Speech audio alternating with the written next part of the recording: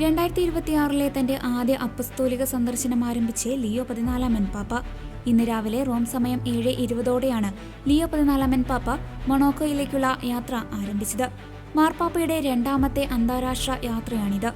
ആധുനിക ചരിത്രത്തിൽ ഇതാദ്യമായാണ് ഒരു മാർപ്പാപ്പ മൊണോക്കോ സന്ദർശിക്കുന്നത്. കത്തോലിക്ക മതം ഔദ്യോഗിക മതമായ മൊണോക്കോയിൽ രാവിലെ 9 മണിയോടെ അദ്ദേഹം എത്തിച്ചേർന്നു. യാത്രയ്ക്കിടെ ഇറ്റാലിയൻ വ്യോമാതിർത്തി പിന്നിടുമ്പോൾ ഇറ്റാലിയൻ പ്രസിഡന്റ് സെർജിയോ മാറ്ററെല്ലയ്ക്ക് മാർപ്പാപ്പ പതിവ് ടെലിഗ്രാം സന്ദേശം അയച്ചു.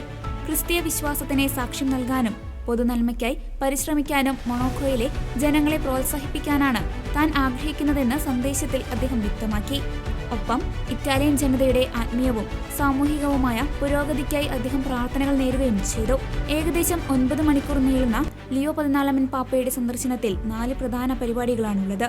മൊണോക്കോയിലെ പ്രിൻസ് പാലസിൽ വെച്ച് അദ്ദേഹം രാജകുടുംബവുമായി കൂടിക്കാഴ്ച നടത്തുകയും ഇമ്മാക്കുലേറ്റ് കൺസംഷൻ കത്തീഡ്രലിൽ വെച്ച് പ്രാദേശിക കത്തോലിക്ക സമൂഹത്തെ അദ്ദേഹം അഭിസംബോധന ചെയ്യുകയും ചെയ്തു. സെന്റ് ഡിവോട്ട ചർച്ചിന് മുന്നിലുള്ള ചത്തുരത്തിൽ വെച്ച് യുവാക്കളുമായും മത അധ്യാപകരുമായി മാർപ്പാപ്പ കൂടിക്കാഴ്ച നടത്തും. കൂടാതെ ലൂയിസ് രണ്ടാമൻ സ്റ്റേഡിയത്തിൽ വെച്ച് അദ്ദേഹം വിശുദ്ധ കുർബാന അർപ്പിക്കുകയും അതിനു മുൻപ് സ്റ്റേഡിയത്തിലെ വിശ്വാസികളെ അദ്ദേഹം നേരിട്ട് കാണുകയും ചെയ്യും. വൈകുന്നേരം 5:45 മാർപ്പാപ്പ ഹെലികോപ്റ്റർ മാർഗം വത്തിക്കാനിലേക്ക് മടങ്ങും.